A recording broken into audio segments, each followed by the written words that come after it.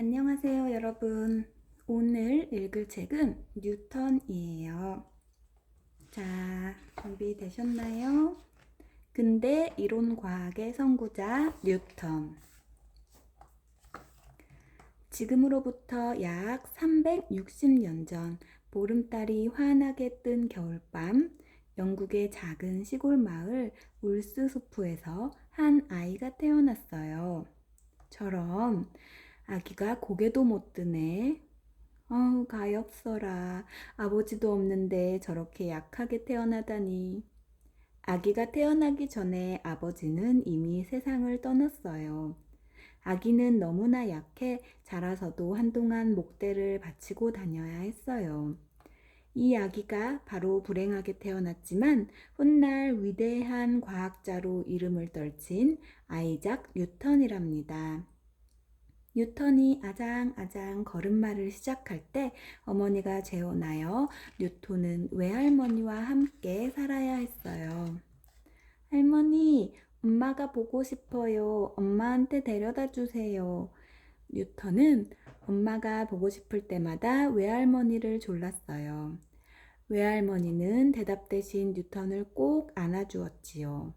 그럴 때면 뉴턴은 집 앞 나무 위에 올라가 엄마가 사는 교회의 뾰족탑을 바라보곤 했어요. 뉴턴은 또 2층 방에서 집 밖 풍경을 보는 것을 좋아했어요. 그 중에서도 멀리 강 건너에서 돌아가는 풍차를 가장 좋아했어요. 풍차가 힘차게 도는 것을 보니 바람이 세게 부는 모양이군. 풍차로 수레를 돌린다고 하던데 어떻게 돌릴까? 뉴턴은 풍차의 모든 것이 궁금했어요. 그러던 어느 날 외삼촌이 왔어요. 뉴턴은 그동안 궁금하게 생각한 것을 물어봤죠. 외삼촌, 저기 강 건너에 있는 풍차 속에는 무엇이 들어있어요? 음, 큰 수레와 톱니바퀴로 된 기계들이 있단다. 그 기계로 무엇을 하죠? 방아를 돌려 밀을 빻는단다. 그래요? 어떻게 생겼는지 궁금해요. 그러면 나와 함께 풍차를 보러 갈래? 뉴턴은 외삼촌을 따라 강 건너 풍차를 보러 갔어요. 풍차가 도는 방앗간 안에는 거대한 톱니바퀴들이 서로 맞물려 돌아가고 있었어요. 우와, 정말 대단하다. 뉴턴은 너무나 신기해 입을 다물지 못했어요. 뉴턴은 12살 때 킹스스쿨에 다니게 되었어요. 친구들에 비해 몸집이 작아서 늘 놀림을 받았지요. 바람이 거세게 부는 어느 날, 뉴턴은 자기보다 훨씬 큰 아이들에게 시합을 하자고 했어요. 누가 가장 멀리 뛰는지 겨뤄보자. 키도 작은 녀석이 감히 우리한테 시합을 하자고? 아이들은 뉴턴의 코를 납작하게 해주려고 힘껏 뛰었어요. 뉴턴은 다른 아이들이 뛰는 것을 보고 있다가 등 쪽에서 강풍이 부는 순간 펄쩍 뛰었어요. 뉴턴은 바람을 이용해 멀리까지 날아갔어요. 마치 커다란 새처럼 말이에요. 우와! 아이들은 놀라움을 금치 못했어요. 뉴턴은 학교에서 배우는 공부보다 혼자 만들고 조립하는 걸 더 좋아했어요. 그러다 보니 학교 성적은 거의 꼴찌였죠. 친구들은 툭하면 뉴턴을 괴롭히려고 했어요. 하루는 학교 가는 길에 한 아이가 갑자기 뉴턴의 배를 걷어찼어요. 아야, 아이고 배야! 뉴턴이 아픈 배를 잡고 괴로워했지만 모두 깔깔대며 웃을 뿐이었어요. 뉴턴은 화가 치밀어 있는 힘을 다해 덤벼들었죠. 아이는 뉴턴보다 덩치가 배나 컸지만 끈질기게 덤벼드는 뉴턴에게 항복하고 말았답니다. 그날 이후 뉴턴은 열심히 공부해서 성적도 1등으로 끌어올렸어요. 친구들한테 더 이상 무시당하지 않기 위해서였죠. 19살이 되던 해에 뉴턴은 킹스스쿨을 졸업하고 트리니티 칼리지라는 명문 대학교에 입학했어요. 뉴턴은 대학에서 여러 분야의 공부를 하면서 생각을 넓혀갔죠. 그리고 그때그때 떠오르는 생각들을 생각의 샘이라는 공책에 적었어요.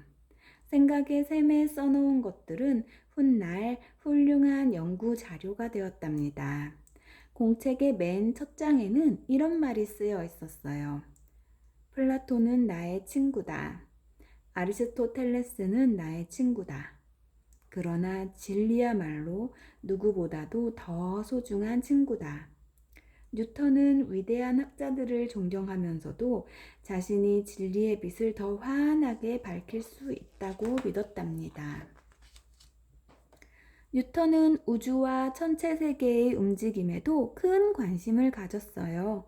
망원경을 발명해 목성을 직접 관찰한 이탈리아의 천재과학자 갈릴레이의 책을 읽으며 갈릴레이의 발명에 감동하였지요. 뉴턴은 천체들이 보여주는 신비한 운동에 흠뻑 빠져들었어요. 하늘에는 수많은 별자리가 있고 그 별자리는 세월이 가도 변하지 않는다. 근데 왜 금성, 화성, 목성 같은 행성들은 계속 움직일까? 뉴턴은 밤마다 별자리와 행성들을 관찰했어요. 오랜 옛날부터 많은 사람이 행성들의 운동에 대해 궁금해했죠. 하지만 아무도 속 시원하게 설명하지는 못했어요. 뉴턴은 이 문제를 깊이 생각했어요. 뉴턴은 천문학 책을 읽기 시작했어요. 도대체 이게 무슨 뜻인지 알 수가 없군. 천체의 운동을 수학적으로 풀어놓았기 때문에 내용을 이해할 수 없었던 거예요. 그래서 수학책을 사서 읽었지만 그래도 이해하기 어려웠어요. 뉴턴은 포기하지 않고 좀 더 쉬운 수학책을 찾아보았어요. 아, 이제야 좀 알겠네. 비로소 이해가 되자 더 어려운 수학책을 보기 시작했어요. 수학은 알수록 재미있었어요. 뉴턴은 혼자 힘으로 깊이 있는 수학을 공부했어요. 끊임없이 생각하고 스스로에게 묻고 답하면서 뉴턴은 생각의 샘에 푹 빠져들었지요. 그리고 진리는 침묵과 끊임없는 명상의 결과다라는 명언을 남겼답니다. 몇 년 뒤 큰 사건이 생겼어요. 무시무시한 전염병 페스트가 영국을 휩쓸기 시작한 거예요. 페스트는 흑사병이라고도 하는데 심한 두통에 열이 펄펄 끓고 검은색 반점이 온몸을 뒤덮다가 결국엔 죽음에 이르는 아주 무서운 병이에요. 페스트로 런던에서만 몇천 명이 목숨을 잃었어요. 페스트는 뉴턴이 있는 캠브리지까지 퍼졌어요. 뉴턴은 할 수 없이 고향집으로 돌아올 수밖에 없었지요. 뉴턴이 페스트를 피해 고향집으로 와 있던 1665년을 사람들은 기적의 해라고 부른답니다. 왜냐하면 뉴턴이 고향집에 와 있는 동안 위대한 발견을 많이 했기 때문이에요. 어느 가을날 저녁, 뉴턴은 집 앞의 사과나무 아래서 달을 보며 깊은 생각에 잠겼어요. 저 달은 왜 떨어지지 않고 저렇게 하늘에 떠서 지구를 돌고 있을까? 그때 사과나무에서 사과 하나가 툭 하고 떨어졌어요. 이 사과처럼 모든 물체는 땅으로 떨어지게 마련이지. 그런데 하늘에 떠 있는 저 달은 어째서 지구로 떨어지지 않을까? 오랫동안 깊은 생각에 잠겨있던 뉴턴은 드디어 답을 얻었어요. 그래, 달은 지구가 당기는 힘 때문에 자꾸 주위를 돌고 있는 거야. 지구가 달을 당기는 힘이 없다면 달은 지구로부터 멀리 달아날 게 아닌가? 뉴턴은 이것을 증명하기 위해서 새로운 연구에 몰두했어요. 정확한 수학적 계산을 통해 증명해야 했기 때문에 아주 오랜 시간이 걸렸어요. 이 놀라운 발견이 바로 만류인력의 법칙이랍니다. 페스트가 잠잠해지자 뉴턴은 다시 학교로 돌아왔어요. 뉴턴은 특별 연구원 자격으로 프리즘을 이용한 빛에 관한 실험을 하게 되었어요. 그때까지 사람들은 모든 색깔을 검은색과 흰색의 혼합물이라고 생각했어요. 하지만 뉴턴은 실험을 통해 새로운 사실을 발견했죠. 자, 이것 보세요. 햇빛을 이렇게 프리즘에 통과시키면 여러 색깔로 나눠지죠? 이것은 햇빛의 여러 색깔의 빛이 합해진 것이기 때문입니다. 뉴턴은 다른 학자들에게 자신이 발견한 사실을 알렸어요. 많은 과학자가 뉴턴의 발견을 축하해주고 직접 실험도 해보았어요. 뉴턴은 빛에 대해 더욱 깊이 연구하기 위해 망원경을 만들었어요. 그때까지는 주로 렌즈를 이용해 빛을 모으는 굴절 망원경을 썼는데 뉴턴이 매끈한 금속판으로 빛을 반사시키는 반사 망원경을 만들어낸 거예요. 뉴턴은 반사 망원경을 영국 왕립학회에 보냈어요. 정말 놀랍군요. 이렇게 선명하게 잘 보이다니. 왕립학회 과학자들은 뉴턴의 반사 망원경에서 눈을 떼지 못했죠. 반사 망원경을 뉴턴이 처음 만든 건 아니었지만 뉴턴이 만든 반사 망원경은 아주 특별했거든요. 빛의 성질을 너무나 잘 이용한 망원경이에요. 사람들은 뉴턴의 반사 망원경을 기적의 망원경이라고 불렀답니다. 그 뒤 뉴턴은 영국 왕립학회 회원이 되었어요.